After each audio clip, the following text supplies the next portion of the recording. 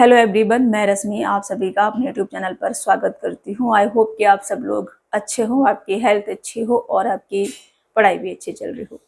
इधर आएंगे और क्लास की शुरुआत करेंगे। तो ये अपना मैथ की सीरीज चल रही है आरआरबी एनटीपीसी के लिए, जिसमें हम डेली का 35 क्वेश्चन सॉल्व करते हैं। इसमें अपनी 4 क्लास हो गई हैं, आज अपनी 5th वाली क्लास है।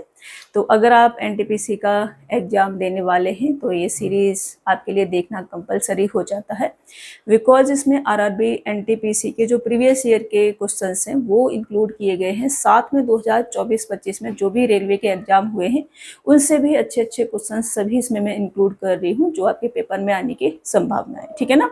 तो चलिए क्लास की शुरुआत करते हैं। अगर आप सीरियस है एग्जाम को लेकर के तो जो सीरीज में चला रही हूँ इसका एक एक क्वेश्चन आपसे सॉल्व होना चाहिए। सभी क्वेश्चंस रेलवे के हैं। अभी जो करेंटली एग्जाम हो रहे हैं 24-25 जो हुए हैं उनके हैं, और साथ में आरआरबी एनटीपीसी प्रीवियस ईयर जो आपका 21-22 में हुआ है उसके हैं। ठीक है। तो आप देख लीजिए आपको अपनी तैयारी कैसी रखनी है। मैं क्वेश्चंस को रीड करती हूँ और इसे सॉल्व करती हूँ। ये आपका आरआरबी एनटीपीसी का जो एग्जाम हुआ था लास्ट वाला उसका क्वेश्चन है। तो देखना आप लेवल क्या है आपका, ऐसे क्वेश्चन आप सॉल्व कर पा रहे हैं या नहीं कर पा रहे हैं।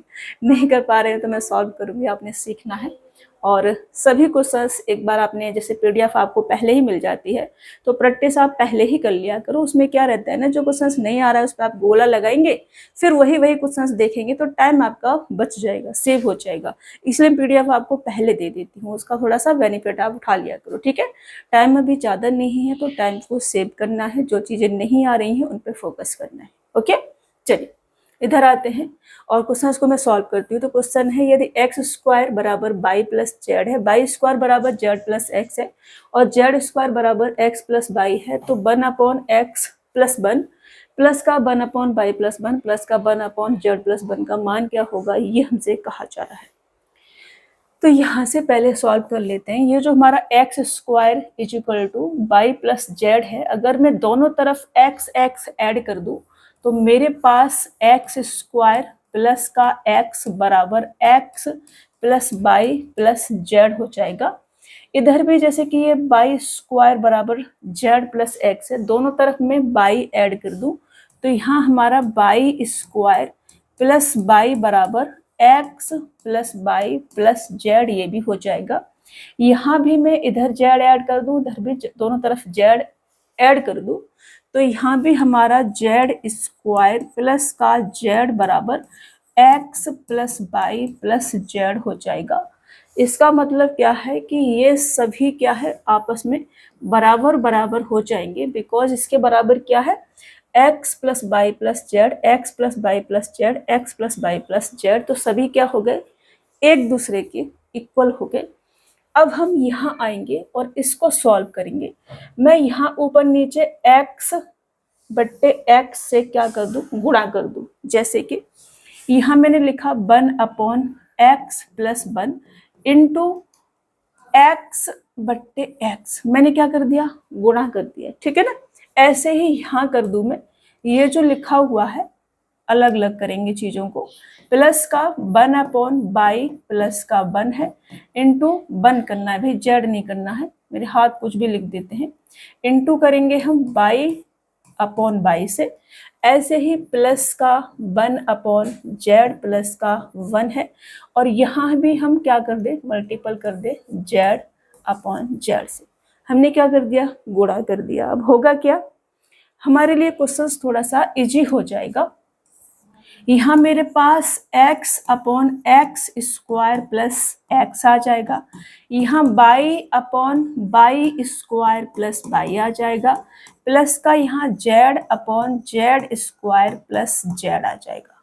समझ रहे हो।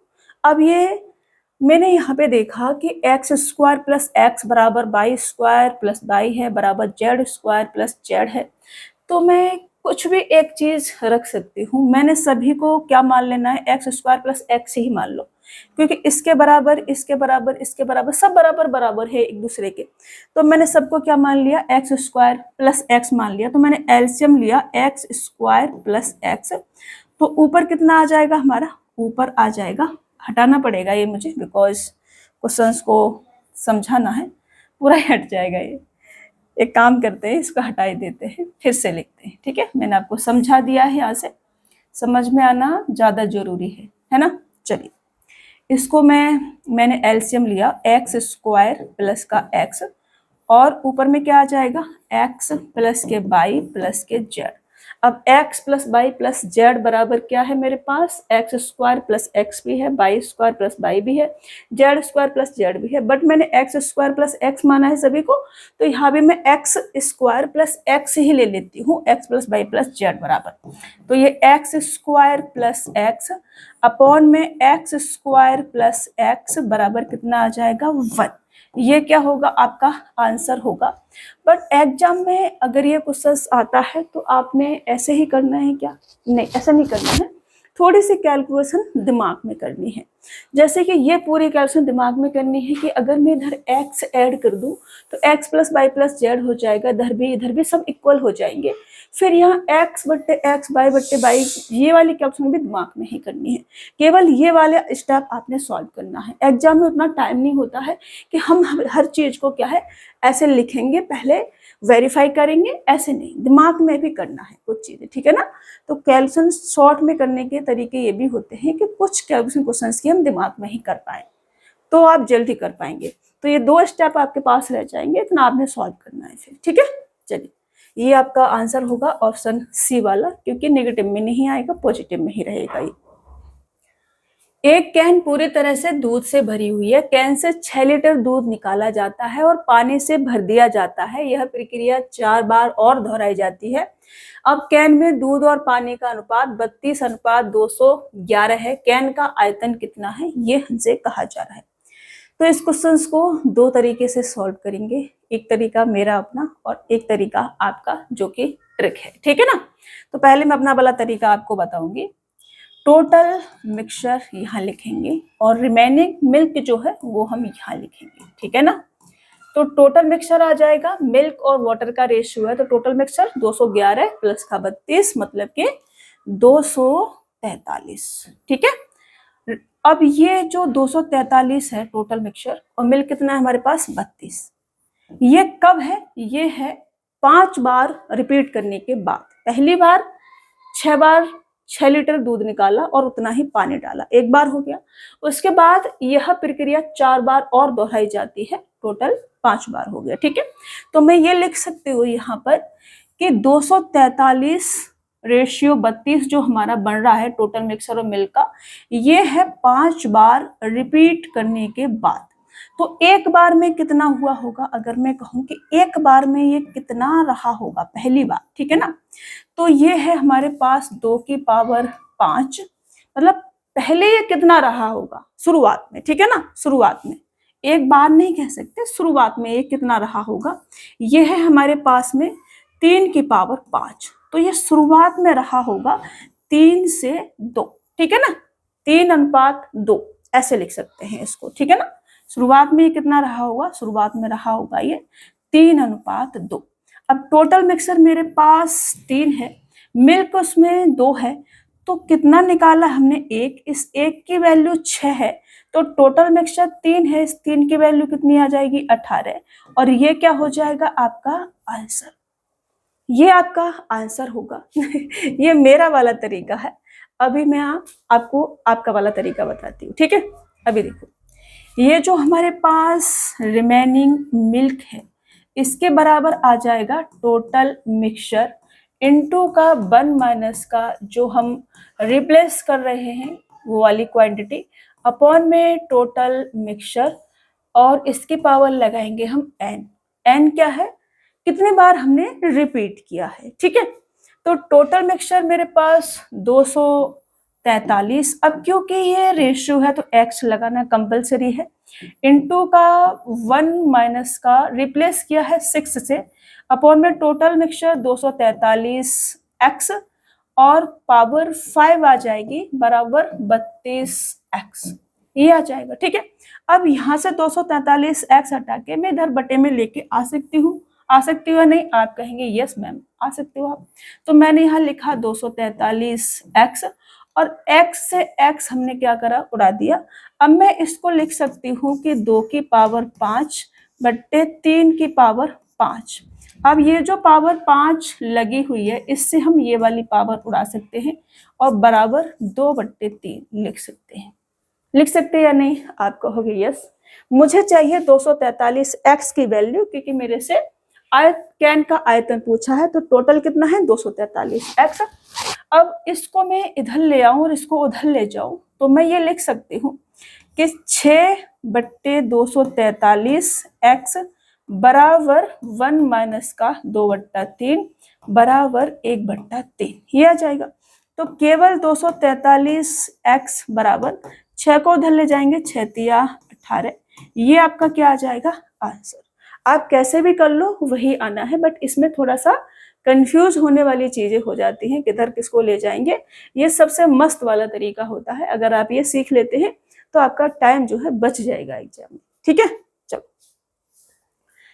एक शंक्वाकार तंबू में 40 व्यक्तियों को समायोजित करना है। प्रत्येक व्यक्ति को जमीन पर 5 मीटर स्क्वायर स्थान और सांस लेने के लिए 70 मीटर क्यूब वायु की आवश्यकता होती है। तंबू की ऊंचाई मीटर में ज्ञात करें, ये हमसे कहा जा रहा है। तो सबसे पहले शंकु बनाएंगे, ये हमने शंकु बना दिया, ठीक है ना। अभी ये क्या हो जाएगी, इसकी हाइट हो जाएगी, ये इसकी रेडियस हो जाएगी, ये इसकी स्लैंट हाइट हो जाएगी, ठीक है। इसके वॉल्यूम की अगर हम बात करें, आयतन मतलब कि ये हो जाता है 1/3। मैं कल भी आपको रिवाइज कराया है, 1/3 पाई आर स्क्वायर एच। अगर इसका CSA की बात करें, CSA मतलब कि कर्व सरफेस एरिया, वक्र पृष्ठीय क्षेत्रफल, वो हो जाता है पाई आर एल। एल क्या है हमारा, तिर्यक ऊंचाई, स्लैंट हाइट, ठीक है ना।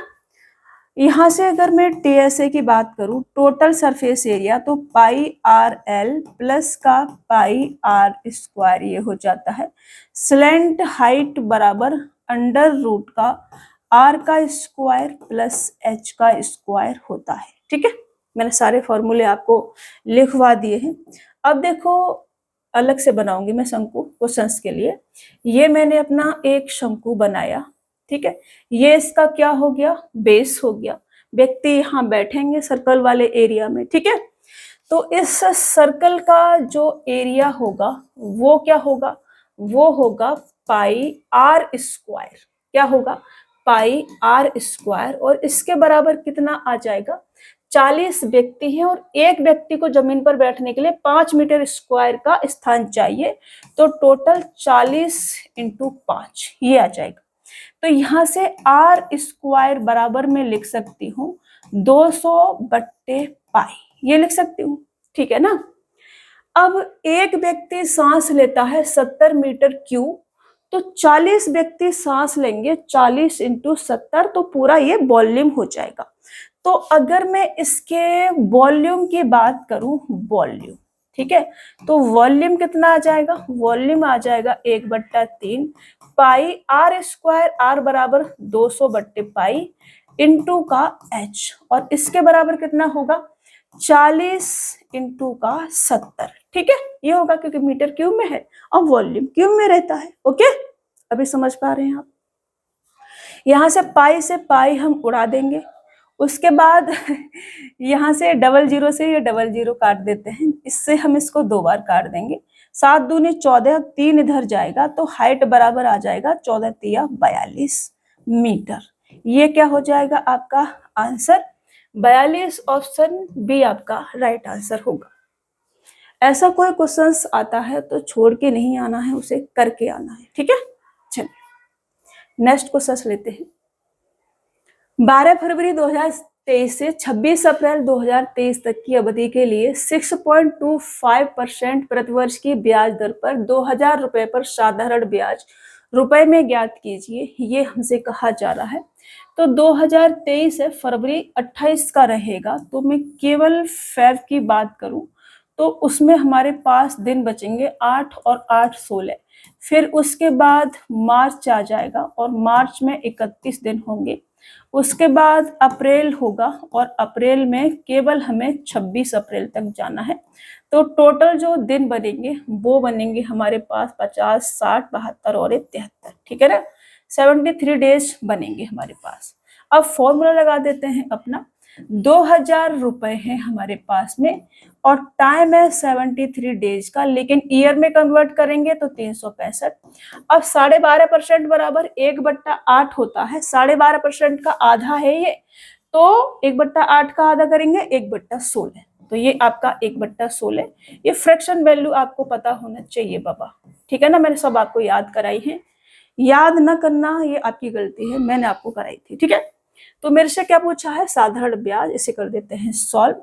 इससे इसको काट सकते हैं, 7 पन्ना 35, 5 15 5 बार, और 5 से इसको काट सकते हैं, 5 चौक 20, ये आपका हो जाएगा।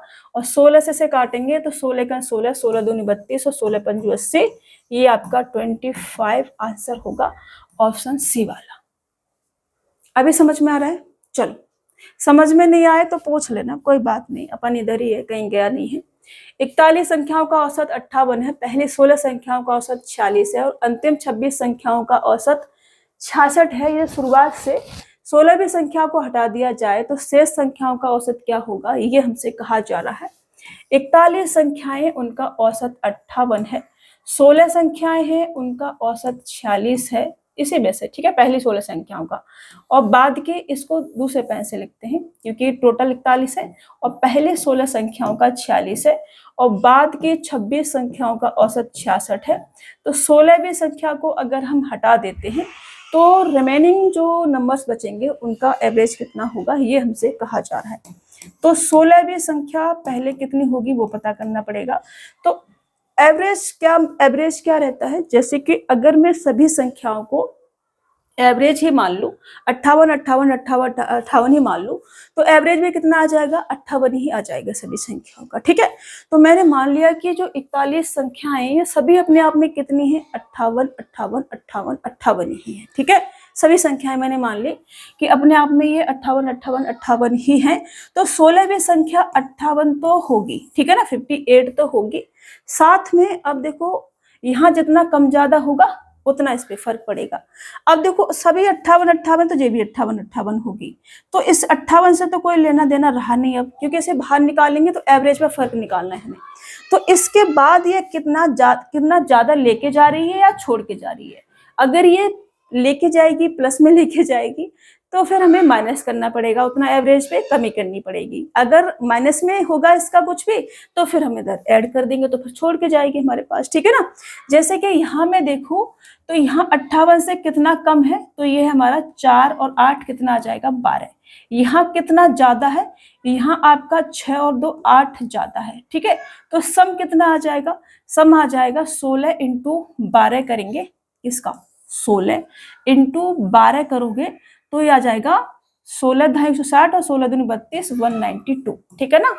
और इधर आपका 8 इंटू 26 करोगे तो ये आ जाएगा आपका 8 दूनी 16, 160 और 8 × 48 मतलब कि 208, ये आ जाएगा। अब ये है माइनस का और ये है हमारे पास प्लस का, ठीक है, यही है।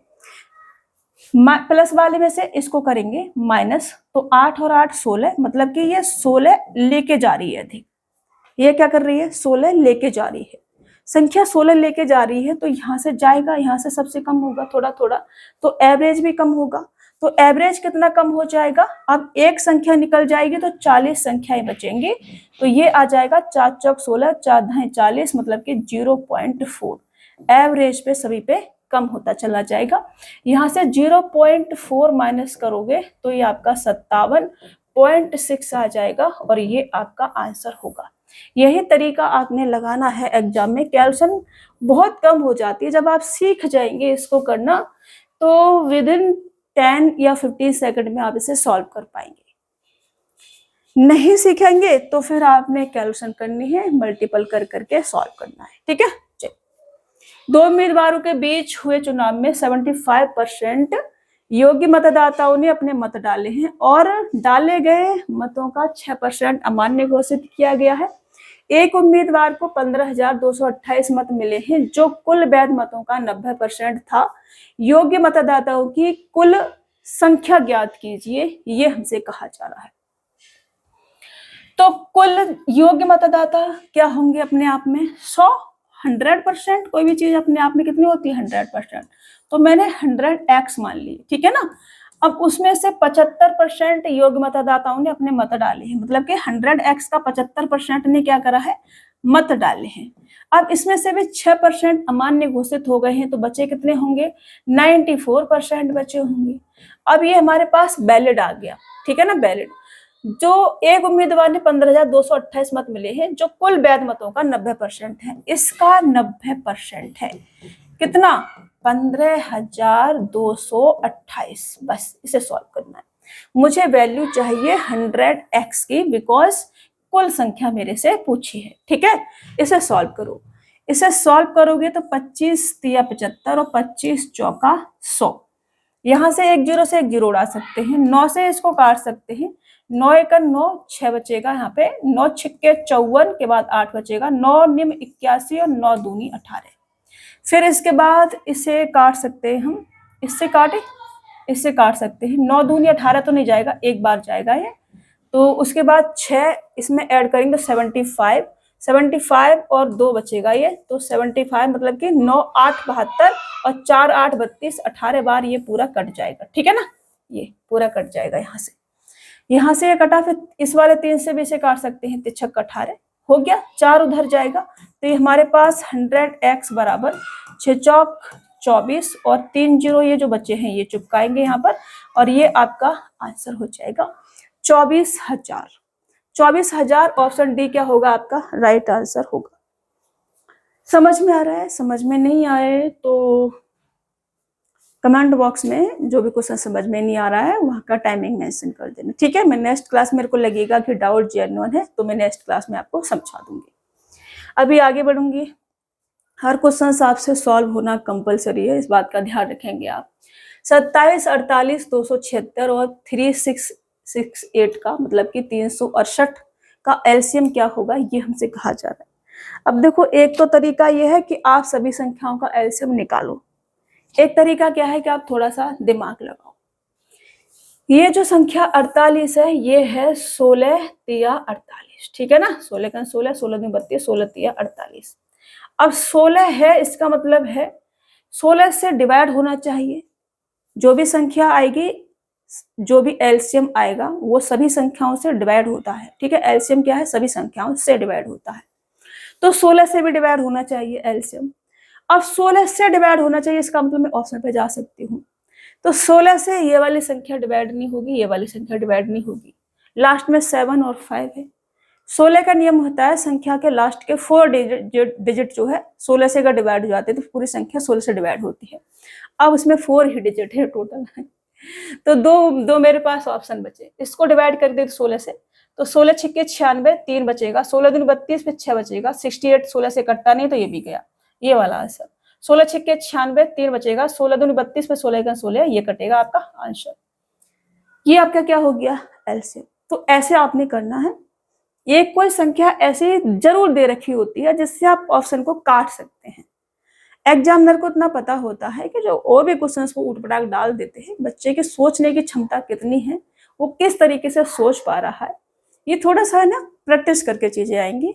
अगर आपने प्रैक्टिस नहीं की है तो यहाँ जो मैं आपको समझा रही हूँ ये आपने समझते हुए चल रहा है। एक लंब वृत्तीय शंकु और एक लंब वृत्तीय बेलन की ऊंचाइयों का अनुपात 3:8 है और उनके आधारों की त्रिज्याओं का अनुपात 8:5 है। यदि बेलन का आयतन 400 सेंटीमीटर क्यूब है तो शंकु का आयतन क्या है, ये हमसे कहा जा रहा है। पहले मैं आपको फॉर्मूले लिखवाऊंगी, शंकु के मैंने अभी आपको लिखवा दिए हैं, फिर भी मैं आपको एक बार और लिखवाऊंगी, ठीक है ना। इससे क्या होगा ना, इससे आपका रिवीजन होगा रे बाबा। ये आपकी क्या हो जाएगी हाइट, ये क्या हो जाएगी रेडियस, ये क्या हो जाएगी सिलेंट हाइट। वॉल्यूम की अगर हम बात करें कि इसका वॉल्यूम क्या होगा, वॉल्यूम होगा इसका पाई आर स्क्वायर एच। CSA की बात करें कर्व सरफेस एरिया तो वो होगा 2 pi R H. Total surface area TSA की बात करें तो 2 पाई आर एच प्लस का 2 पाई आर स्क्वायर। यहाँ मैं वॉल्यूम की बात करूं तो यहाँ वॉल्यूम होगा 1/3 पाई आर स्क्वायर एच। CSA की बात करूं, कर्व सरफेस एरिया, वक्र पृष्ठीय क्षेत्रफल, तो पाई आर एल होगा। और TSA की बात करूं तो पाई आर एल प्लस का पाई आर स्क्वायर होगा। और L बराबर क्या होता है, रूट का H square plus R square. ठीक है, एक H कैपिटल में ही बना देती हूँ। ये फॉर्मूले बार बार लिखवा रही हूँ मैं, मेरे को शौक नहीं है, आपको रिवाइज कराने के लिए लिखवा रही हूँ, तो रिवाइज करते चलना।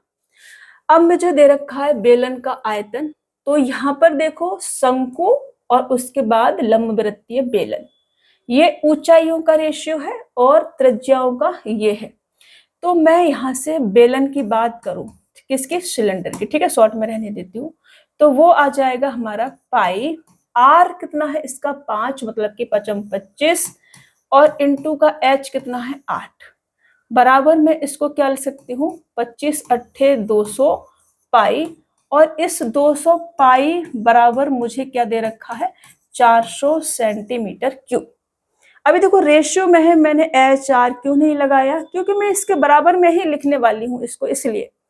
अब मैं शंकु की बात करूं, किसकी, कौन की अगर मैं बात करूं, तो कौन का जो वॉल्यूम होता है वो 1/3 पाई आर स्क्वायर, आर कितना है 3, तो 3 त्रिका नहीं ये है 8, 8 8 64, और हाइट कितनी है, हाइट है 3, तो 3। ठीक है, इसे सॉल्व करें अगर हम तो 3 से 3 चला जाएगा और मेरे पास आ जाएगा 64 पाई। तो यहाँ से मैं ये कह सकती हूँ कि ये जो हमारे पास 200 पाई बराबर 400 है, कितना गुना है इसका, ये है हमारे पास 2 गुना, 200 का 2 गुना है, तो इसका भी कितना कर दूं मैं, 2 गुना कर दूं, तो 6 दूनी 12, 4 दूनी 8, 128, ये आपका क्या हो जाएगा आंसर। 128 ऑप्शन भी आपका राइट आंसर हो जाएगा, ये आपका आंसर होगा। फॉर्मूले अगर आपको पता है तो आप इजीली सॉल्व कर सकते हैं, फॉर्मूले नहीं पता है तब तो जय हिंद, जय भारत या जय माता दी कह के ही लगा के आएंगे, मुझे पता है। एक दुकानदार एक पंखे का मूल्य उसके क्रय मूल्य से 60% अधिक अंकित करता है और उसके अंकित मूल्य पर 30% की छूट देता है। यदि उसे 60 रुपए का लाभ होता है तो पंखे का अंकित मूल्य रुपए में कितना है, ये मेरे से कहा जा रहा है। तो ये CP हो गया, ये मार्क्स प्राइस हो गया, ये SP हो गया। मान लो कोई चीज 100 रुपए में खरीदी है, 60% अधिक लिख दिया तो 160 लिख दिया होगा, इस पर 30% की छूट दी है, 30% की छूट में 16 दिया, 48 रुपए की छूट दी है तो 112 रुपए में बेच दिया होगा। ठीक है ना, तो 60 रुपए का लाभ हुआ है हमारे हिसाब से, 100 का खरीदा है, 112 का बेचा है, तो हमारे हिसाब से जो प्रॉफिट हो रहा है वो हो रहा है 12 रुपए का। इस 12 की वैल्यू 60 है, तो पंखे का अंकित मूल्य कितना है, अंकित मूल्य है 160, तो 160 की कितनी आ जाएगी, इसका 5 गुना है, इसका 5 गुना करेंगे तो 16 पंजू 80, मतलब कि 800 रुपए, और ये आपका क्या हो जाएगा आंसर। 800 ऑप्शन सी आपका राइट आंसर होगा। आई होप आपको समझ में आ रहा होगा क्वेश्चन। ये 4 क्रमागत विषम संख्याओं का औसत 42 है, तो इनमें से सबसे बड़ी संख्या के अंकों का योग ज्ञात कीजिए, ये हमसे कहा जा रहा है। अगर संख्याएं क्रमागत हैं तो एवरेज हमेशा बीच में रहता है। अब एवरेज क्या है 42 और संख्या है ऑड संख्या है, तो मेरे को एवरेज बीच में रखना है 42, नो प्रॉब्लम, इधर 41 लिख देंगे, इधर 43 लिख देंगे, और संख्याएं लिख दी हमने। ठीक है ना, इधर इसके बाद 45 आ जाएगा, इससे पहले जो संख्या रही होगी 39 रही होगी, हो गई 4 संख्याएं। अब सबसे बड़ी मेरे से कहा जा रहा है तो 45 और संख्या के अंकों का योग पूछा है तो 9 आ जाएगा, और ये आपका आंसर हो जाएगा। समझ में आ रहा है, चलिए नेक्स्ट क्वेश्चन लेते हैं। सुहेल एक थोक व्यापारी 45 रुपए प्रति किलोग्राम वाली गेहूं को 75 रुपए प्रति किलोग्राम वाली गेहूं के साथ किस अनुपात में मिलाए कि मिश्रण को 80 रुपए प्रति किलोग्राम बेचकर उसे 25% का लाभ हो। तो 45 रुपए वाली और 75 रुपए प्रति किलोग्राम वाली, अब 80 रुपए प्रति किलोग्राम बेचता है मिश्रण को, तो 25% लाभ होता है। मैं एलिगेशन लगाऊंगी तो इसको मैं ये लिख सकती हूँ, मुझे इसका 100% चाहिए। 25% बराबर क्या होगा मेरा 1/4, मतलब 4 पे 1 का प्रॉफिट हो रहा है तो मुझे 4 की वैल्यू चाहिए, ये 5 की वैल्यू होगी। तो 5 से काटेंगे 16 बार, 16 चौका 64, ये हमारे पास आ जाएगा एग्जैक्ट। ठीक है, तो ये मेरे पास 64 यहाँ लगाएंगे और अब हम लगाएंगे इसमें एलिवेशन। 75 में से 64 जाएगा तो हमारे पास 6 और 5 11, और 64 में से 45 जाएगा तो 15 और 4 कितना होगा 19। ये आपका रेशियो आ जाएगा 11:19, और ये आपका आंसर होगा 11:19। ऑप्शन ए क्या हो जाएगा आपका राइट आंसर। जल्दी करने के लिए ऐसे क्वेश्चंस के लिए एलिगेशन सबसे बेहतर तरीका होता है, अगर आपको समझ में आ रहा है तो। उस सबसे बड़े वृत्त की परिधि मीटर में ज्ञात कीजिए जिसे 112 मीटर और 114 मीटर विमाओं वाले आयत में अंकित किया जा सकता है। तो जब भी आयत में किसी सर्कल को बनाया जाए तो उसका सर्कल का जो व्यास होगा वो उसकी चौड़ाई के बराबर होगा। जैसे कि मैंने एक आयत बनाया ये वाला, और ये मैंने एक आयत बना दिया, इसमें ये इसकी लंबाई रहती है, ये इसकी चौड़ाई रहती है। अब मैं इसमें कोई सर्कल ऐसे बनाऊंगी तो ये इसका सेंटर पॉइंट और ये क्या हो जाएगा व्यास, ये व्यास और ये क्या है इसकी चौड़ाई। तो चौड़ाई के बराबर हमेशा क्या रहता है व्यास। तो व्यास होता है हमारा 2r और इसके बराबर होता है चौड़ाई, और ये मेरे को दे रखा है 112। ये सबसे छोटी वाली साइड हमेशा चौड़ाई और बड़ी वाली लंबाई, ऐसे आपको ले लेना है। इसमें लिखा नहीं है लंबाई चौड़ाई, तो आपने समझना है इसे, ठीक है ना। अभी यहाँ से r बराबर कितना आ जाएगा, 2 पंजे 10 और 2 छिक्के 12, 56 आ गया। ठीक है ना। अब मुझसे कहा जा रहा है, क्या कहा है, परिधि। परिधि सर्कल की जो परिधि होती है वो होती है 2πr, और पाई की वैल्यू मुझे 22/7 लेनी है, और r मेरे पास 56 है, इसे मुझे सॉल्व करना है। तो 7 8 56, 8 दूनी 16 दूनी 32 इंटू 11 करेंगे तो 2 5 और 3, ये 352 आपका आंसर हो जाएगा। 352 ऑप्शन बी क्या होगा राइट आंसर हो जाएगा। सर्कल के अगर फॉर्मूले नहीं पता है तो आप लिख लो यहाँ पर, एरिया इसका होता है πr², परिधि मतलब कि सरकमफेरेंस, कल भी मैंने आपको लिखवाया था, आज भी लिखवा रही हूँ, वो होता है 2πr। व्यास मतलब कि डायमीटर, वो होता है 2r। ठीक है, ये आपने पता होना चाहिए। अभी आगे बढ़े, चलो। यदि 1092 मीटर लंबी एक ट्रेन एक खंबे को 52 सेकंड में पार करती है तो 294 मीटर लंबे प्लेटफॉर्म को पार करने में ट्रेन द्वारा लिया गया समय सेकंड्स में क्या है, ये हमसे कहा जा रहा है। देखो इतनी गर्मी लग रही है, मैं आपको पढ़ा रही हूँ, तो जो मैं पढ़ा रही हूँ ना आपको, तो सब कुछ एकदम घोल के पी जाना है। ठीक है, देखो 1092 मीटर की दूरी को पार करने में उस ट्रेन को केवल 52 सेकंड का समय लगता है। अभी मैं इसमें 294 मीटर प्लेटफॉर्म की लंबाई भी ऐड कर दूं तो ये आ जाएगा मेरे पास 6 और 9 9 18, कैरी लूंगी 1 आ जाएगा, 1 और 2 3 है मेरे पास, 3 आ जाएगा, और उसके बाद 1 ये आ जाएगा। ठीक है ना।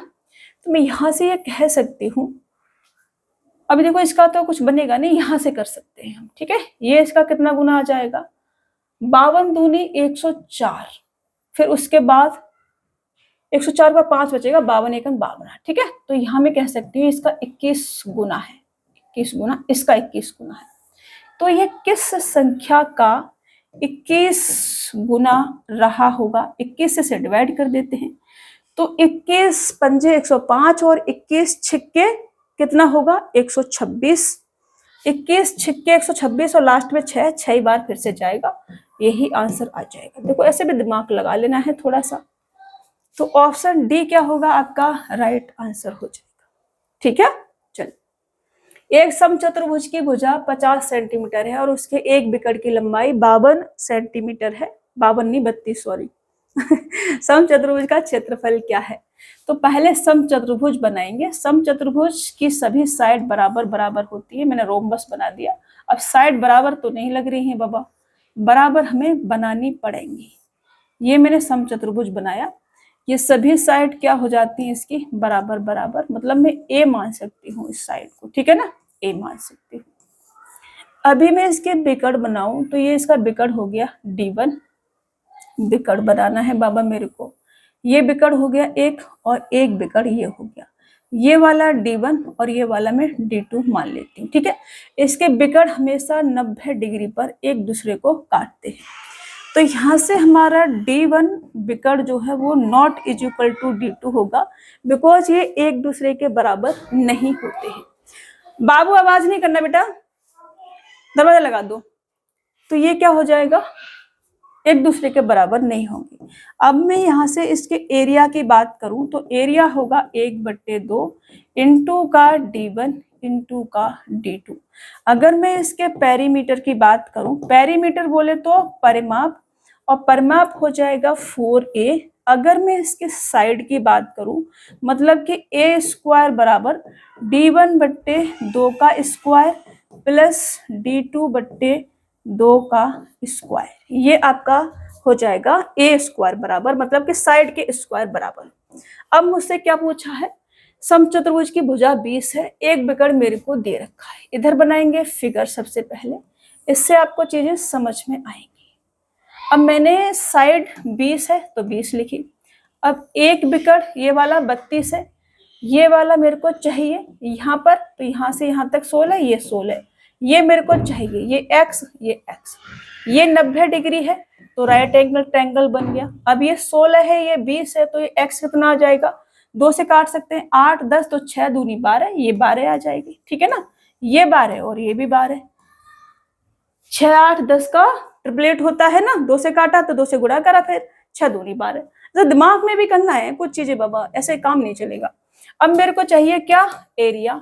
एरिया बराबर होगा 1/2 इंटू का 32 इंटू का 12 दूनी 24, दूसरा बिकड़ 24 आ जाएगा, 12 12। ठीक है ना, ये आ जाएगी। अब इसे सॉल्व करेंगे, यहाँ से 2 से काटेंगे तो 12 बार, 12 3 36 360 और 12 दूनी 24 384। ऑप्शन ए क्या हो जाएगा आपका राइट आंसर, 384। ठीक है, this is your answer. I hope आपको समझ में आया होगा, नहीं आया हो तो सिर थोड़ा सा दीवार में मार लेना एक बार, फिर अच्छे समझ में आ जाएगा, क्योंकि एग्जाम में अब टाइम नहीं है। तो अभी भी समझ में नहीं आ रहा है दिमाग को, तो एक बार धड़ाक से लगा लेने का। एक त्रिभुज की बजाय 60 सेंटीमीटर 61 सेंटीमीटर और 11 सेंटीमीटर है, इसका क्षेत्रफल क्या होगा, ये मेरे से कहा जा रहा है। तो जब मैं आपको ट्रिपलेट करा रही थी ट्रिग्नोमेट्री में, मैंने आपको ये भी लिखवाई थी, एक ट्रिपलेट की 11 और 60 और 61 की ये ट्रिपलेट होती है, इससे राइट एंगल ट्रायंगल बनता है। तो राइट एंगल ट्रायंगल अगर मैं बनाऊं, ये मैंने राइट एंगल ट्रायंगल बनाया, ये 90 डिग्री का एंगल होगा, ये परपेंडिकुलर होगा, ये बेस होगा, ये हाइपोटेनियस होगा। परपेंडिकुलर का स्क्वायर प्लस बेस का स्क्वायर बराबर हाइपोटेनियस का स्क्वायर हमारे पास होता है, मतलब दो छोटी साइड के स्क्वायर का सम बराबर बड़ी साइड का स्क्वायर होता है। ठीक है, ऐसे हम कह सकते हैं। इसका एरिया की बात करूं, एरिया मतलब कि क्षेत्रफल, तो 1/2 इंटू का परपेंडिकुलर इंटू का बेस आपका रहता है। Perimeter perpendicular plus base plus का हाइपोटेन्यूज। ठीक है, इतना जाना नहीं है, बच्चों वाली बात हो जाएगी फिर वो।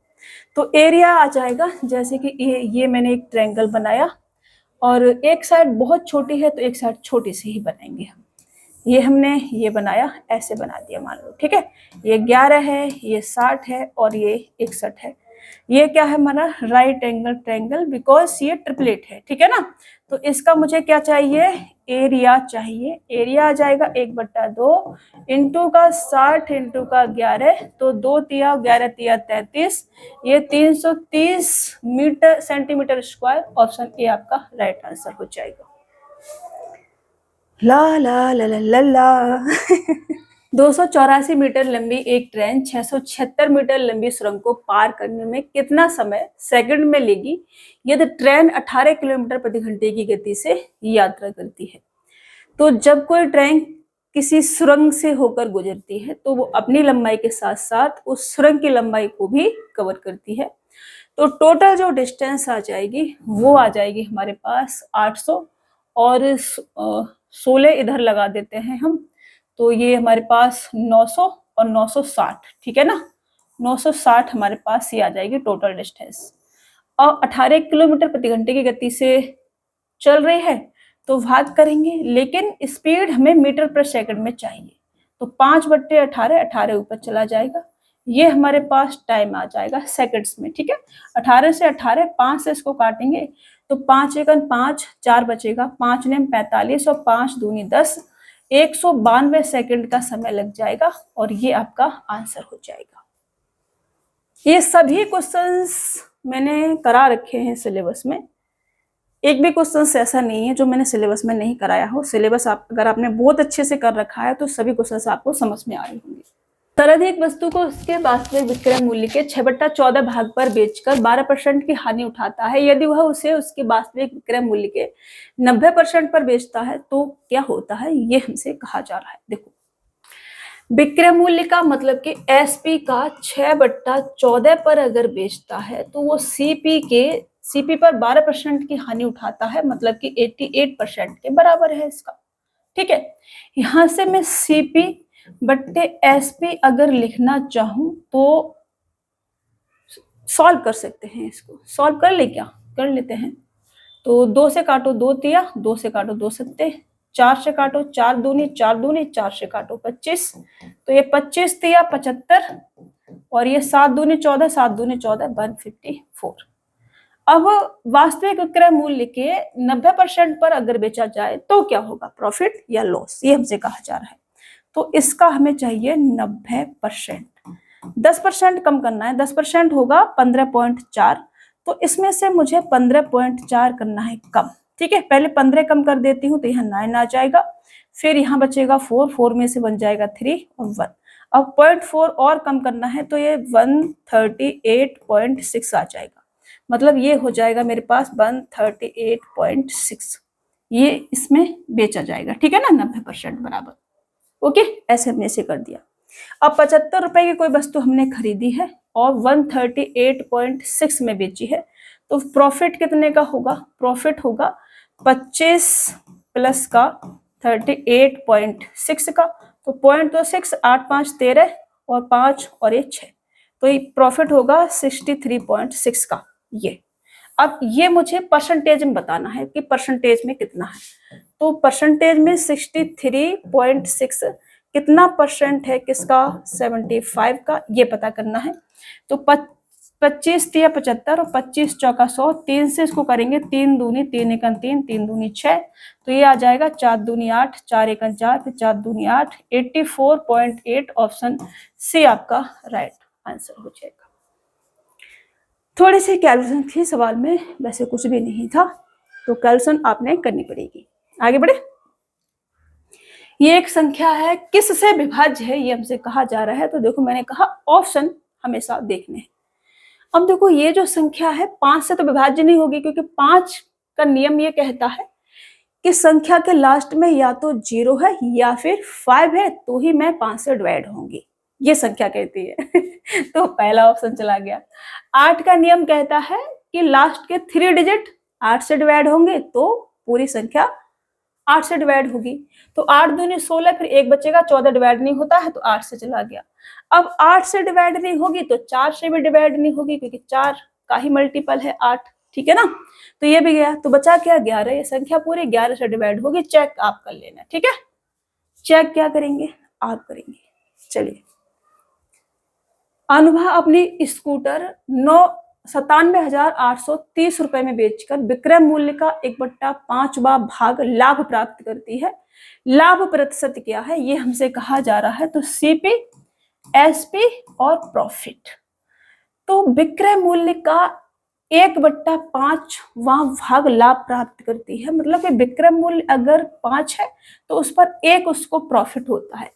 अब 1 इसमें प्रॉफिट ऐड है तो सीपी कितना होगा, 4 होगा बाबा, कितना होगा 4। अब 4 रुपए में कोई वस्तु खरीदी है आपने, 1 रुपया उस पर प्रॉफिट कमाया है, तो प्रॉफिट कितना है 1/4, और ये क्या होता है 25%। ये आपका क्या होगा आंसर, 25% का क्या होगा प्रॉफिट, ऑप्शन सी आपका राइट आंसर हो जाएगा। नेक्स्ट, 372 मीटर लंबी एक ट्रेन विपरीत दिशा में 6.9 किलोमीटर प्रति घंटे की गति से चल रहे एक व्यक्ति को 24 सेकंड में पार करती है। ट्रेन की गति किलोमीटर प्रति घंटा में क्या है, ये हमसे कहा जा रहा है। अब देखो व्यक्ति चल रहा है लेकिन व्यक्ति की कोई क्या है, डिस्टेंस नहीं है, ठीक है ना। चल रहा है मतलब उसकी स्पीड है, ट्रेन भी चल रही है विपरीत दिशा में चल रहे हैं, ट्रेन ऐसे चल रही है, व्यक्ति ऐसे चल रहा है। तो ट्रेन की लंबाई है, आदमी की ऐसे ऐसे लंबाई नहीं देखी जाती है, ऐसे ऐसे देखी जाती है इसमें, ठीक है ना। तो डिस्टेंस आ जाएगी 372। अब टाइम है 24 सेकंड का, तो चाल बराबर दूरी बट्टे समय। अब ये आएगा हमारे पास किसमें, मीटर प्रति सेकंड में आएगी चाल। मुझे किस में चाहिए, किलोमीटर प्रति घंटा में, बिकॉज ये किलोमीटर प्रति घंटा में। तो 18/5 से हम करेंगे गुणा, बराबर ट्रेन के चाल में x मान लेती हूँ और व्यक्ति की चाल 6.5, बिकॉज एक ही डायरेक्शन में, मतलब विपरीत दिशा में जब चलते हैं, अपोजिट डायरेक्शन में जब चलते हैं तो रिलेटिव स्पीड ऐड करते हैं, ऐड हो जाती है, ठीक है ना। एक तो ऐड, और सेम डायरेक्शन में चलेंगे तो डिफरेंस लेंगे, माइनस करेंगे। तो ये आ जाएगा हमारा, यहां से सॉल्व करेंगे तो 6 तिया और 6 चौक 24, 4 से इसको काट दें तो 4 निम 36 और 4 तिया 12।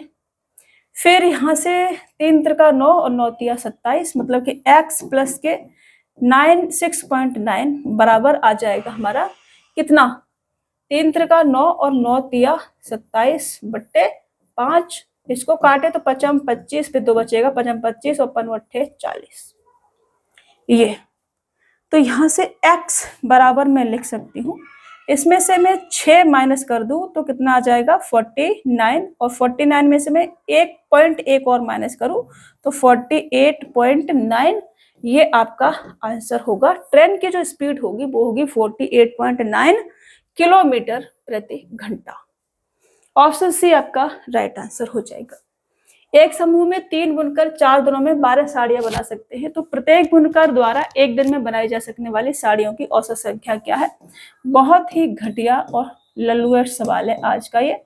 तो एक दिन में एक बुनकर द्वारा बनाई जा सकने वाली संख्या क्या है, तो 4 तिया 12 से 12 जाएगा और x बराबर 1 आ जाएगा, और ये आपके आंसर हो जाएगा चलिए, एक बेईमान विक्रेता दावा करता है कि वह माल को उसके क्रय मूल्य पर बेच रहा है, लेकिन वह 1000 ग्राम के लिए 918 ग्राम तौल रहा है। उसका लाभ प्रतिशत क्या है। 1000 ग्राम की जगह पर 918 ग्राम दे रहा है, बचा कितना ले रहा है वो 82 ग्राम, ठीक है ना।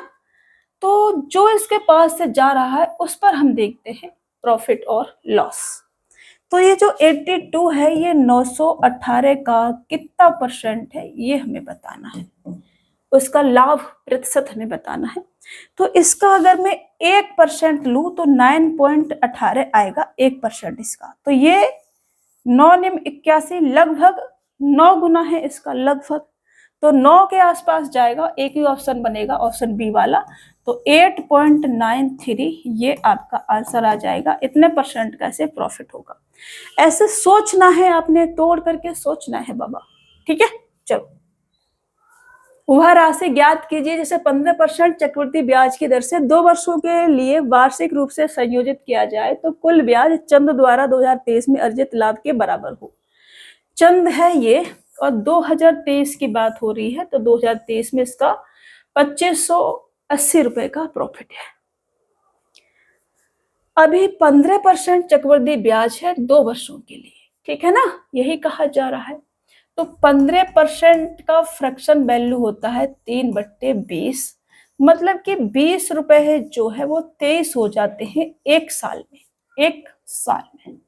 तो 2 साल में कितना हो जाएगा बाबा, 2 साल में हो जाएगा 20 का स्क्वायर मतलब कि 400, 23 का स्क्वायर मतलब कि 529, ठीक है। तो ब्याज कितना मिला इस पे 129, और इस 129 की वैल्यू मेरे को 2580 दे रखी है। तो हमसे कहा जा रहा है राशि ज्ञात कीजिए। राशि कितनी है हमारे पास 400, 400 की वैल्यू कितनी आ जाएगी, ये इसका 12 दूनी 24, 9 दूनी 18, 20 गुना है, तो इसका भी कितना कर देंगे हम 20 गुना कर देंगे। 4 दूनी 8 मतलब कि 8000, और ये क्या हो जाएगा आपका आंसर। ऑप्शन सी क्या होगा आपका राइट आंसर हो जाएगा। पसीना पसीना हो रखा है मेरे को तो में बहुत गर्मी हो रही है। चलिए नेक्स्ट क्वेश्चन लेते हैं। बट फिर भी जिस काम को करने में आपको सुकून मिलता है ना, उसमें चाहे गर्मी लग रही हो, चाहे ठंड लग रही हो, चाहे धूप लग रही हो, वो काम आप करते ही हैं जिसमें आपको अच्छा लगता है। जैसे बहुत सारे बच्चे ना क्रिकेट खेलते हैं, तो क्रिकेट खेलने में उसको एक अलग मजा आता है। फिर वो देखते नहीं है कि बारिश हो रही है, ठंड हो रही है, धूप हो रही है, गर्मी हो रही है, उन्हें किसी चीज से फर्क नहीं पड़ता, वो खेलते हैं अपना। वैसे मेरे को ये पढ़ा के है ना बहुत अच्छा वाला फील होता है। मतलब जिस दिन क्लास नहीं, अभी बीच में क्लास नहीं हुई ना, तबीयत खराब थी, वो तो खराब थी, क्लास ना होने की वजह से और ज्यादा खराब हो रही थी, बिकॉज मैं क्लास नहीं ले पाती हूँ ना, मतलब पढ़ नहीं पाती हूँ। ये मेरे लिए एक नशे की तरह हो गया है, एक नशा हो जाता है ना किसी चीज का कि वो आपके लिए होना ही चाहिए। तो ये मेरे लिए एक नशे की तरह हो गया है, मुझे दिन में कुछ घंटे पढ़ने के लिए चाहिए ही चाहिए। ये मेरे लिए फिक्स हो गया है, अगर मैं नहीं करती हूँ ना तो ऐसा लगता है पूरा संसार किसी ने छीन लिया हो मेरे से ऐसी वाली फीलिंग आती है। तो इससे आपने ऐसा अच्छी चीज़ों का नशा करना चाहिए, जैसे कि मेरे को स्टडी का लगा हुआ है, इसका मैथ का।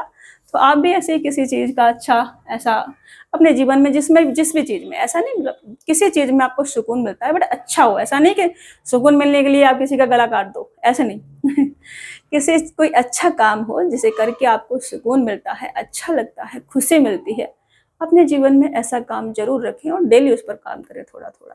ठीक है, चलो क्वेश्चन को सॉल्व करेंगे। एक त्रिभुज एबीसी में यदि 2 angle A is equal to 3 angle B is equal to 6 angle C है, तो एंगल सी का मान क्या होगा? तो किसी भी ट्रायंगल में जो एंगल होते हैं उनका सम हमेशा 180 डिग्री होता है। जैसे एंगल ए हो गया, एंगल बी हो गया और एंगल सी हो गया। तो एंगल ए प्लस का एंगल बी प्लस का एंगल सी बराबर 180 डिग्री होता है। अब हम अपने क्वेश्चंस पे आते हैं। जब भी ऐसा दे रखा होता है तो मैंने आपको रेशियो लेना बताया है। यहाँ लिखेंगे angle A ratio angle B ratio angle C. तो एंगल ए के लिए ए को छुपा दो, दोनों का मल्टीपल करो, 6 तिया 18, एंगल ए आ जाएगा आपका 18। बी के लिए बी को छुपा दो, 6 दूनी 12। सी के लिए सी को छुपा दो, 3 दूनी 6। ये रेशियो आ गया इनका। अब इनको सॉल्व करेंगे, 6 तिया 18, 6 दूनी 12 और 6 एकम 6। अब 5 और 1 6, इस 6 की वैल्यू क्या है? 180। और एंगल सी मेरे से पूछा है जो कि बन है, तो बन की कितनी आ जाएगी? 30 डिग्री। और ये आपका क्या हो जाएगा? Answer 30 degree. ऑप्शन ए आपका राइट आंसर हो जाएगा। ऐसे आपने करना है। ये सब मैंने करवा रखे हैं, अब आपने नहीं करे हैं तो ये आपकी गलती है, मेरी तो नहीं है बिल्कुल भी। 7 से विभाजित करने पर 3 अंकों की कितनी संख्याओं में शेषफल 1 बचता है? ये महा उल्लू बनाने के लिए सवाल बनाया गया है। क्वेश्चन ये है कि 3 अंकों की संख्याएं कितनी हैं जो 7 से विभाज्य होंगी। ठीक है, तो पहले जो 3 अंक की संख्या है वो है 100 और लास्ट जो 3 अंक की संख्या है वो है 999।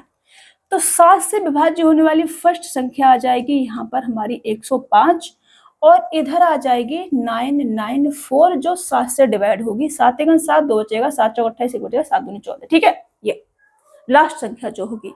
तो इसको ए मान लें, इसको लास्ट वाली संख्या है तो एल मान लें।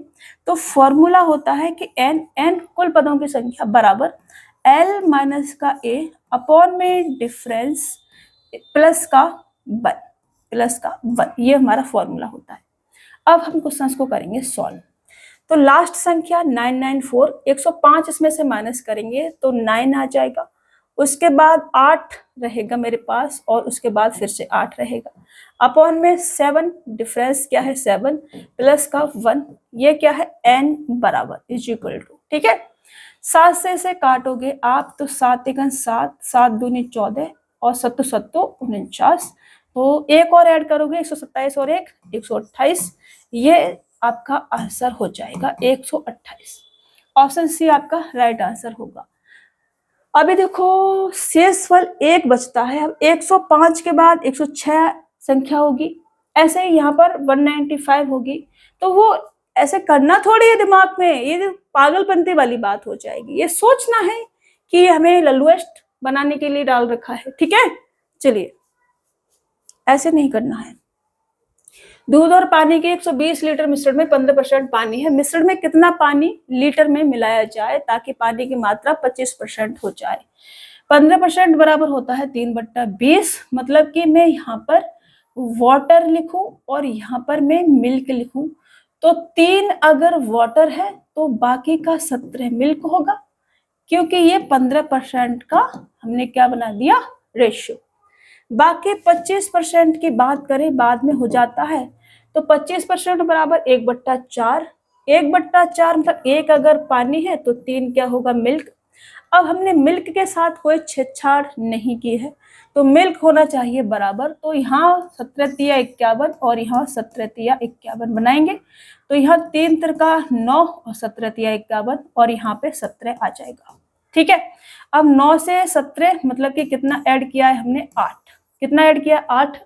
और इस 8 की वैल्यू हमें पता करनी है कि कितना पानी मिलाया जाए। तो टोटल क्वांटिटी 17 × 51 और 9 कितनी होगी, 60, और इधर भी कितनी होगी, 60।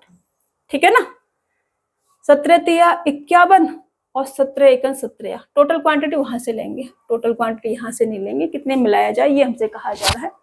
तो 60 की वैल्यू अगर हमारे पास 120 है तो 8 की वैल्यू कितनी आ जाएगी, ये इसका 2 गुना है तो यहाँ 2 गुना करेंगे, 8 दूनी 16, ये आपका आंसर हो जाएगा। 16 लीटर मिला दिया जाए, ऑप्शन ए आपका राइट आंसर हो जाएगा।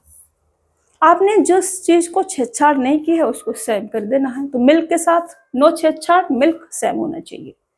चलिए आगे बढ़ते हैं। नल ए किसी टंकी को 6 घंटे में भरता है, बी 8 घंटे में भरता है, सी 4 घंटे में खाली करता है। सभी को एक साथ खोल दिया जाता है, टंकी भरने में कितना समय लगेगा। ए जो है 6 घंटे में भरता है, बी जो है वो 8 घंटे में भरता है, और सी जो है वो 4 घंटे में खाली कर देता है। ये खाली करने वाला नल है, यहाँ माइनस का साइन आपने जरूर लगाना है। अब जो टंकी की क्षमता होगी, टंकी में जो पानी आ सकता है वो होगा इनका एलसीएम, वो आ जाएगा 24। सभी से कटेगा, 6 से करोगे तो 6 चौक 24, 8 से करोगे 8 तिया 24, 4 से करोगे 4 छिक्का 24। अब ये भी भरा जा रहा है, ये भी भरा जा रहा है, बट ये खाली हो रहा है। तो पानी भरा कितना जाएगा, 1 घंटे में टोटल पानी भरा जाएगा, 7 में से 6 जाएंगे तो 1 लीटर। अब 1 घंटे में 1 लीटर भरा जाता है, 1 घंटे में केवल 1 लीटर भरा जाता है। हमें भरना है 24 लीटर, 24 गुना तो इधर भी कितना आ जाएगा, यही है ना, हाँ 24 घंटे टाइम लग जाएगा। ठीक है ना, 1 घंटे में 1 लीटर तो 24 लीटर भरने में 24 घंटे लगेंगे बाबा, यही होगा। 7 में से 6 जाएंगे, 1 बचेगा हमारे पास में। 1 घंटे में मात्र 1 लीटर पानी जा पाएगा टंकी में। टंकी में पानी भरना है हमें 24 लीटर, तो टंकी को भरने में कितना समय लगेगा, 24 घंटे लगेगा। चलो वह बड़ी संख्या ज्ञात कीजिए जिसे 76, 151, 226 को भाग देने पर समान शेषफल प्राप्त होता हो। जब भी समान शेषफल प्राप्त होता हो ऐसा बोल दिया जाए तो इन सभी संख्याओं से हमें क्या करना है, डिफरेंस लेना है। तो इन दोनों का डिफरेंस लोगे तो 24 और 51 कितना होगा भाई, 70 और 75 हो जाएगा। ठीक है, इन दोनों का डिफरेंस लोगे तो 5 और 2 7, यहाँ भी 75 आ जाएगा। इन दोनों का डिफरेंस लोगे तो ये कितना आ जाएगा, 0, और उसके बाद 22, 6 में से 6 जाएगा 0, और 12 में से 7 जाएगा तो 5, और उसके बाद यहाँ 1, 150। अब तो देखो 75 दूनी 150 होता है तो 75 आ जाएगा। एचसीएफ कितना आ जाएगा, 75। बस बात खत्म। इसका हमें क्या लेना था, एचसीएफ किसका, 75, 75 और ये 75, ये 75 और 150 का हमें क्या लेना था, एचसीएफ लेना था। और एचसीएफ कितना आ जाएगा, 75, क्योंकि 75 दूनी 150 सभी कटता है, तो ऑप्शन बी आपका राइट आंसर होगा। एक निश्चित राशि पर 8% प्रतिवर्ष की दर से 3 वर्षों के लिए साधारण ब्याज, समान राशि पर 9% प्रतिवर्ष की दर से 2 वर्षों के लिए साधारण ब्याज से 96 रुपए अधिक है, तो धनराशि क्या है। इतना लल्लुएट सवाल मैंने अपने जीवन में नहीं देखा। 8 × 3 माइनस का 9% × 2 बराबर कितना है, 96 रुपए है। मतलब कि 8 या 24, 9 दूनी 18, 6% बराबर कितना है, 96। कोई भी चीज अपने आप में 100% होती है तो प्रिंसिपल 100% होगा। 100% बराबर कितना आ जाएगा, 6 × 6 और 6 × 36, और 2 जीरो चिपका देंगे तो 1600 रुपये ये आपका आंसर हो जाएगा। 1600 रुपये ऑप्शन सी क्या होगा आपका राइट आंसर। आगे बढ़े, चलिए। एक पेड़ अपने पैर से 8 मीटर की ऊंचाई पर टूटा और टूटा हुआ ऊपरी हिस्सा उसके पैर से 6 मीटर की दूरी पर जमीन को छूता है। पेड़ की ऊंचाई ज्ञात करें। ये वाला एक पेड़ था, मान लो कि यहाँ से ये टूट गया, ठीक है, ये 8 मीटर था और इधर जो इसका क्या था, टूटा हुआ ऊपरी हिस्सा उसके पैर से 6 मीटर की दूरी पर है, ये 6 मीटर है, ठीक है ना, 6 मीटर ही। अब ये 8 है, ये 6 है, तो ये टूट के ऊपर वाला हिस्सा गिरा होगा, ये ऐसे गिरा होगा या नहीं, आप कहोगे यस मैम गिरा होगा। ये 90 डिग्री का एंगल है, ये 8 है, ये 6 है, तो ये 10 आ जाएगा। अब ये टूटा हुआ हिस्सा गिरा है तो ये 10, तो ये भी 10 हो जाएगा। तो टोटल कितना आ जाएगा 18 मीटर का पेड़ होगा। ऑप्शन डी आपका राइट आंसर होगा। समझ में आ रहा है? चलो, समझ में नहीं आया तो क्या करना है, टाइम मेंशन करना है कमेंट बॉक्स में, मेरे को बोलना है मैम इसको सोच को नेक्स्ट क्लास में रिपीट करा दीजिए, ठीक है। चलिए, एक आदमी 4 घंटे में 360 किलोमीटर की यात्रा करता है, आंशिक रूप से हवाई मार्ग से और आंशिक रूप से ट्रेन से। यदि उसने पूरी यात्रा हवाई मार्ग से की होती तो वह ट्रेन से यात्रा करने में लगने वाले समय से 4/5 की बचत करता और वह अपने गंतव्य पर 2 घंटे पहले पहुंच जाता। उसने हवाई मार्ग से कितनी दूरी तय की है? मतलब वो एयरप्लेन से जाता है और वो ट्रेन से जाता है। हम इसे एलिगेशन से सॉल्व करेंगे, ठीक है ना। तो 2 घंटे पहले पहुंच जाता है अगर वो हवाई मार्ग से जाता है, इसका मतलब केवल एयरप्लेन से जाता है तो उसे 2 घंटे का समय लगता है केवल। किसका लगता है? 2 घंटे का। लेकिन मुझे रेशियो भी लेना है, 2 घंटा लिखना है बाबा मेरे को यहाँ पर, ठीक है ना, 2 घंटे का। अब मुझसे ये भी कहा जा रहा है कि यदि उसने पूरी यात्रा हवाई मार्ग से की होती तो वह ट्रेन से यात्रा करने में लगने वाले समय से 4/5 की बचत करता। मतलब ये जो 2 घंटा है ये 1/5 की वैल्यू है। 1/5 की वैल्यू ये है तो 1 की वैल्यू कितनी आ जाएगी? 5 दूनी 10, मतलब ट्रेन को लगता है 10 घंटा। समझ रहे हो? ये समझ में आ रहा है? बचत करता 4/5 की बचत करता, मतलब बचेगा कितना? 1/5। 1/5 बराबर अगर 2 है तो पूरा कितना रहा होगा? 10 घंटा। मतलब ट्रेन 10 घंटा लेती है, एयर से 2 घंटे का समय लगता है। टोटल समय लगा कितना है? 4 घंटे का। जब हम टाइम पे एलिगेशन लगाते हैं तो हमें डिस्टेंस का रेशियो मिलता है। तो यहाँ हमारे पास 6 आ जाएगा और यहाँ हमारे पास 2 आ जाएगा। रेशियो अगर हम लेंगे तो 3:1 आ जाएगा। अब ये आ गया मेरे पास कितना? 4। इस 4 की वैल्यू मुझे दे रखी है कितनी? 360। कितना गुना है इसका? 90 गुना है। तो इधर भी कितना आ जाएगा? 90 गुना करेंगे, 9 × 27, 270 मीटर की डिस्टेंस उसने हवाई जहाज से चली है। ऑप्शन सी आपका राइट आंसर हो जाएगा। केवल ट्रेन से पूछा जाता तो 90 मीटर की डिस्टेंस आ जाती बाबा, ठीक है। अभी समझ में आ रहा है? चलो आगे बढ़े, ऐसे ही करना है। एक आयताकार आंगन 18 मीटर 72 सेंटीमीटर लंबा और 13 मीटर 20 सेंटीमीटर चौड़ा है। इसे समान आकार की वर्गाकार टाइलों से पक्का किया जाना है। आवश्यक टाइलों की कम से कम संभव संख्या ज्ञात कीजिए। 1872 कर लेते हैं, मीटर को सेंटीमीटर चेंज कर लेते हैं, 1872, ठीक है ना, और उसको 1320 लिख लेते हैं। अब मुझे क्या लगाना है? टाइलें लगानी है। एक वर्गाकार नहीं, आयताकार हो गया ये। अब मुझे आयताकार मैदान में वर्गाकार टाइलें बिछानी है तो मुझे टाइलें ऐसी लगानी पड़ेंगी कि जगह जो है बचे नहीं, पूरे एरिया घिर जाए अच्छे से। तो मुझे क्या करना पड़ेगा? इनका लेना पड़ेगा HCF, दोनों का क्या करना पड़ेगा? HCF लेना पड़ेगा और इन दोनों का HCF आ जाएगा 24। अब देखो मैंने कैसे करा, मैंने तो करा इसलिए मेरे को पता है। आपने कैसे करना है? ऐसे करोगे तो बहुत टाइम लग जाएगा।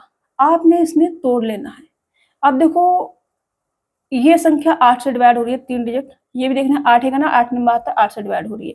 तो यहाँ से दोनों जगह से 8 एक कॉमन आ जाएगा, ठीक है ना।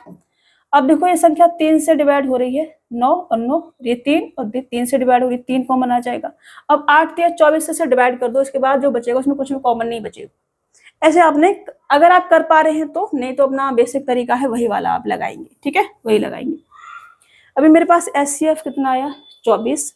मतलब कि मेरे को जो टाइल है, वर्गाकार टाइल है, वो उसकी जो साइड है वो 24 सेंटीमीटर की मेरे को लेनी पड़ेगी। मतलब कि जो वर्गाकार टाइल मैं इस आयताकार मैदान में बिछाने वाली हूँ, उसकी जो साइड होगी वो होगी 24 सेंटीमीटर की। अभी समझ में आ रहा है अच्छे से? ये वाली जो डिस्टेंस है ये होगी 1872 और ये वाली जो डिस्टेंस है ये होगी 1320। अभी आपको अच्छे से समझ में आ रहा होगा। अब मुझे क्या करना है, कम से कम संभव संख्या बतानी है। टाइल्स की कितनी होगी, तो इसका पूरा एरिया 1872 इंटू का 1320 बराबर टाइल्स का एरिया कितना, 24 इंटू का 24 इंटू टाइल्स की टोटल संख्या x मान लेते हैं। ठीक है, 24 से इसको काटेंगे तो 24 पंजे 120, फिर 24 पंजे 120, फिर 24 से इसको काटू मैं तो 24 छिक्के 144 और 24 सत्ते कितना आ जाएगा 140 और 7 चौक 28 मतलब कि 168। तो 24 सत्ते 168 चला गया। उसके बाद बचेगा 17 और 2 19, ये बचेगा। 24 से कटेगा क्या, कटना तो चाहिए, 2 अट्ठे 16 और 4 8 32, 8 बार ये कटेगा। ठीक है, ये ओके 78 ये आ गया। तो यहां से x बराबर आएगा 5 धर ले, 7 पन्ना 35 और 8 पन्ना 40, 390 इंटू का 11, 390 इंटू का 11 तो 0 फिर 9 फिर 12 के 2 कैरी लेंगे 1, 4290, 4290 ऑप्शन ए आपका राइट आंसर हो जाएगा। ये आ जाएगा 4290 टाइल्स की आवश्यकता पड़ेगी इस एरिया में लगाने के लिए। अभी समझ में आ गया? चलो, तारिका के पास एक सजावटी दीवार लटकन है जो एक समषटभुज के आकार का है जिसकी भुजा 10 सेंटीमीटर है। सजावटी दीवार का क्षेत्रफल क्या है, ये हमसे कहा जा रहा है। तो समषटभुज इसका जो एरिया होता है, एरिया वो होता है 3 रूट का 3 बट्टे में 2 इंटू का साइड का स्क्वायर। ठीक है ना, इंटू का साइड का स्क्वायर, ए मान लेती हूँ मैं, साइड को ऐसे कर देती हूँ। तो मेरे से एरिया ही पूछा है और साइड मेरे को 10 दे रखी है, तो इजीली हम इसे सॉल्व कर सकते हैं। रूट के 3 की वैल्यू 1.7 यूज करनी है बटे में 2 और 10 का स्क्वायर 100, ये हो जाएगा हमारे पास। पॉइंट से एक जीरो कट जाएगा, 2 पंजे 10 हो जाएगा, 5 दिया 15 और 17 पंजू 85, 170 ये हो जाएगा और 17 पंजू 85 ये हो जाएगा। तो ये आ जाएगा 5 और 15 का 5 कैरी लेंगे 2, 255 ये आपका राइट आंसर हो जाएगा। 255 ऑप्शन सी क्या होगा, राइट आंसर होगा। समझ में आ रहा है ना? चलिए आगे बढ़े, नेक्स्ट क्वेश्चन। ये फॉर्मूला याद कर लेना। किस वार्षिक दर से कोई निश्चित धनराशि 2 वर्षों में 97 गुना हो जाएगी जबकि ब्याज वार्षिक रूप से संयोजित है। बहुत ही खतरनाक क्वेश्चन है ये। खतरनाक इसलिए है कि 97 रूट के 97 की आपको एग्जैक्ट वैल्यू पता होगी तभी आप सही करके आ सकते हैं, नहीं तो नहीं करके आ सकते। और किसी को पता नहीं होता है रूट के 97 की एग्जैक्ट वैल्यू। लगभग में ये नहीं चलता है, लगभग में नहीं चल रहा है ये ऑप्शन में। एक क्वेश्चन, ये क्वेश्चन है आपका, किसका है रेलवे का, ये किसी एग्जाम का जो 2024 में हुए उनमें से किसी का है, मेरे को याद नहीं आ रहा है, देख लेंगे। ठीक है ना, बट ये रेलवे का 2024 में से किसी का है। तो 2 वर्षों में 97 गुना हो जाए और कंपाउंडली ब्याज जो है हो रहा है एनुअली। ठीक है ना, तो मतलब 1 से 97 हुई है 2 वर्षों में, 2 वर्षों में। तो 1 वर्ष में कितनी हुई होगी, 1 वर्ष में हुई होगी 1 से रूट का 97। अब देखो यहाँ भी रूट का लगाना था लेकिन एक का रूट एक ही आएगा बाहर, तो इसलिए मैंने लगाया नहीं। ठीक है, तो अब ये जो आपका 97 है इसकी जो एग्जैक्ट वैल्यू होती है वो होती है 9.8489।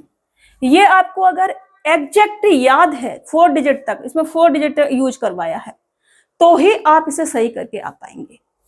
अब एक रुपया था, एक से ये 9.8489 हो गया एक साल में, तो ब्याज कितना ऐड हुआ है इस पे? ब्याज ऐड हुआ है 8.8489। अब ये जो है ये कितना परसेंट है एक का, ये मुझे यहां से बताना है। बस ये मेरी रेट ऑफ इंटरेस्ट आ जाएगी, ठीक है। ये तो यहां से कितना परसेंट है किसका? एक का, 100 का नहीं, एक का कितना परसेंट है ये मुझे बताना है कि एक का कितना परसेंट है। तो देखो एक थे, इससे डिवाइड करेंगे कोई फर्क नहीं पड़ेगा, ये 00 से ये पॉइंट हटके यहाँ आ जाएगा, तो ये आ जाएगा 884.89।